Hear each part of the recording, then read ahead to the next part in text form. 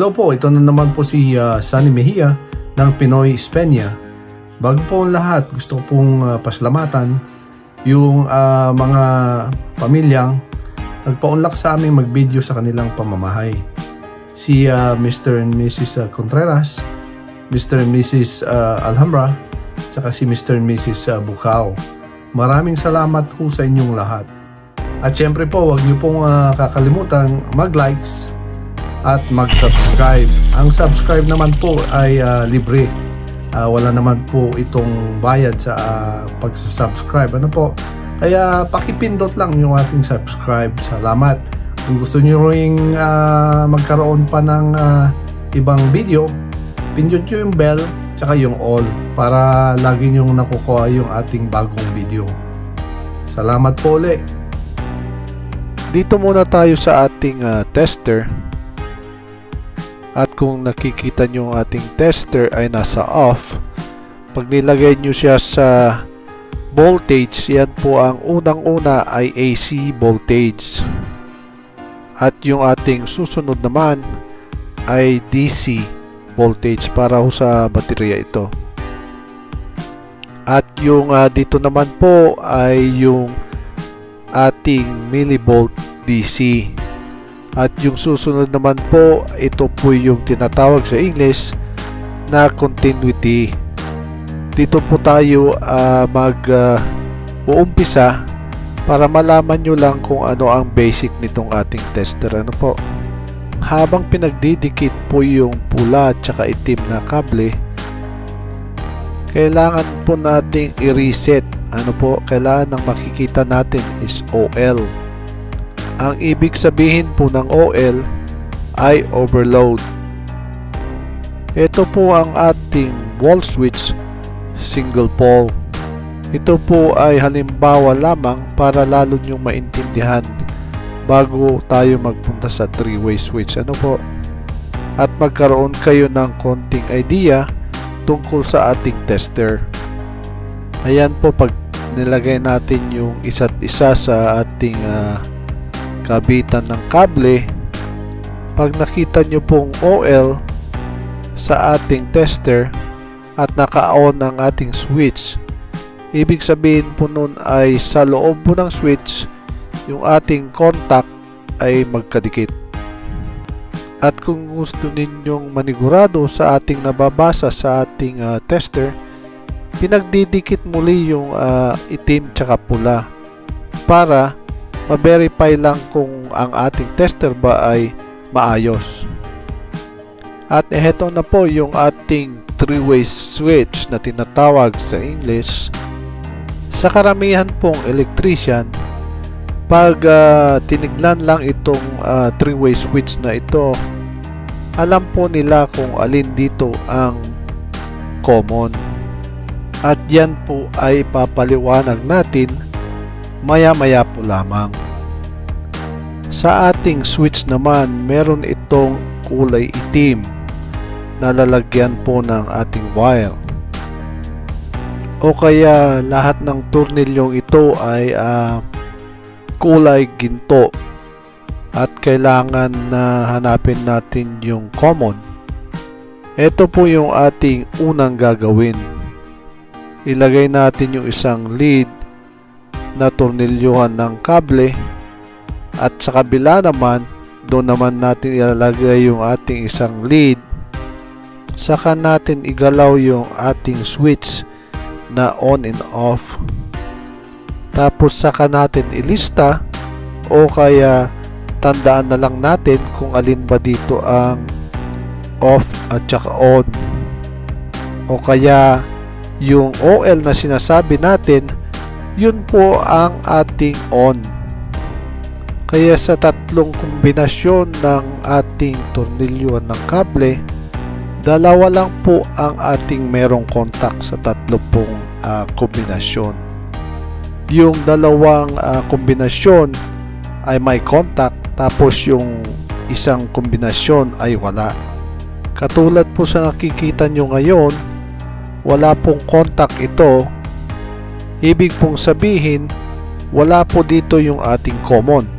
At sa karamihan po ay paulit ulit-ulit nating tinetest ito para ma-satisfied natin yung ating sarili.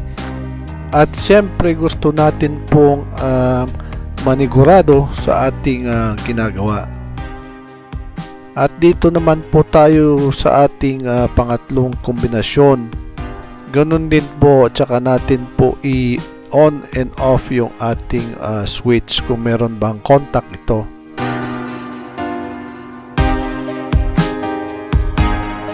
Yan po, nakikita nyo naman sa ating video na meron siyang contact, yung OL na ating hinahanap. At sa ngayong alam nyo na po ang basic ng ating pagtitest. Ito naman po yung itsura ng ating 3-way switch. May 4 pong tornilyuhan, isa pong berde, tsaka 2 magintuhin na tornilyuhan, at tsaka isa pong itim. At yung pong itim, yun po ang ating common. At hindi nyo po makikita yan sa mga karamihang switches, ano po, lalo na po sa mga lumang bahay. At ito po yung ating isang halimbawa ng buong sirkito. At makikita nyo rin yung ating daloy ng ating kuryente. At kung nakikita nyo itong sirkito natin, ito po ay naka-off. Wala po itong contact, ano po. Kaya po yung ating ilaw, hindi po iilaw yan. Dito naman tayo pag inon na yung ating switch. At makikita natin yung ating daloy ng ating kuryente. At nakasara na yung ating contact. At dito pa lang, sisindi ang ating ilaw. At ito po ang ating single pole na wall switch. Ito pa po ang isang halimbawa. Ito po ay 3-way switch. Yun pong ating contact 1, wala po siyang nakakonekta. At yun namang contact 2, yun lang naman ang nakakonekta papuntang neutral. At ito na po yung common na pinag-uusapan natin kanina. At opo, pwede nyo pong gamitin ito na single switch. Katulad po yung una nating halimbawa. Eto na po, naka-on na yung ating switch at nakadikit na yung ating contact, kaya yung daloy ng ating kuryente ay buo na. Kaya yung ating ilaw ay sisindi na siya. Ngayong meron na kayong ideya sa mga 3-way switch, ang gagawin natin ngayon ay magdadagdag lang tayo ng isa pang switch. At ito na po yung kabuuan ng 3-way switch. Ito po ngayon ay naka-off. At ito naman yung unang kombinasyon ng on. At dito nyo makikita yung daloy ng ating kuryente. At ito naman yung pangalawang kombinasyon ng off. At dito nyo makikita yung daloy ng ating kuryente. At ito naman yung pangalawang kombinasyon ng on. At ganun din dito, makikita rin ninyo ang daloy ng kuryente. At dito naman po, gumawa naman tayo ng ating halimbawa patungkol sa ating wiring diagram.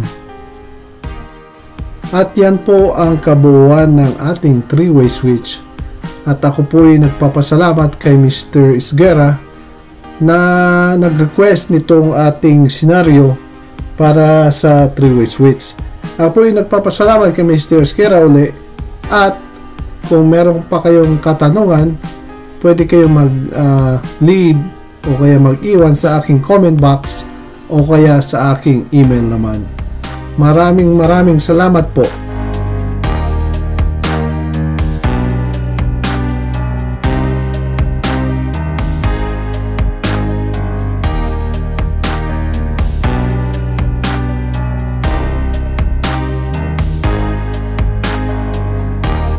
Sana po nagustuhan nyo yung ating video. Tapos siyempre, huwag nyo pong kalilimutang mag-like at saka mag-subscribe.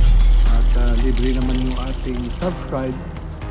Pindot lang po yung ating subscribe para makakuha ulit kayo ng aking bagong video. Salamat ulit sa inyo.